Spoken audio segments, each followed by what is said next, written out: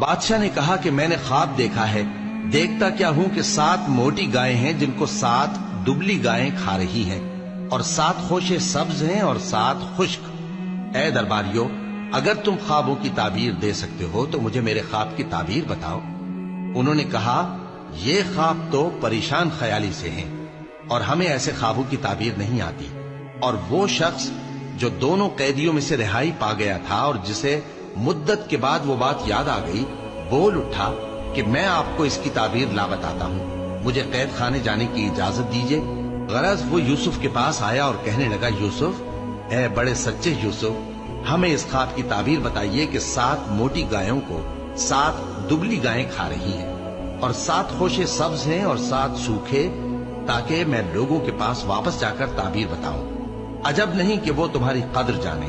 انہوں نے کہا کہ تم لوگ 7 سال متواتر کھیتی کرتے رہو گے، تو جو غلہ کاٹو تو تھوڑے سے غلے کے سوا جو کھانے میں آئے باقی کو خوشوں میں ہی رہنے دینا۔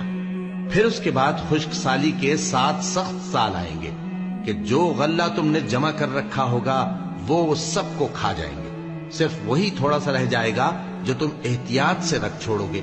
پھر اس کے بعد ایک ایسا سال آئے گا کہ خوب مے برسے گا اور لوگ اس میں رس نچوڑیں گے۔ اور یہ تعبیر سن کر بادشاہ نے حکم دیا کہ یوسف کو میرے پاس لے آؤ۔ سو جب قاصد ان کے پاس گیا تو انہوں نے کہا کہ اپنے آقا کے پاس واپس جاؤ اور اس سے پوچھو کہ ان عورتوں کا کیا حال ہے جنہوں نے اپنے ہاتھ کاٹ لیے تھے، بے شک میرا پروردگار ان کے فریب سے خوب واقف ہے۔ بادشاہ نے عورتوں سے پوچھا کہ تمہارا کیا قصہ تھا جب تم نے یوسف کو اپنی طرف مائل کرنا چاہا؟